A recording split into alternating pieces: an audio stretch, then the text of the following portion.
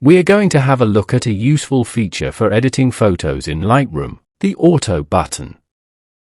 The Auto button is found in the Develop module at the top of the basic panel and only uses editing tools from this panel.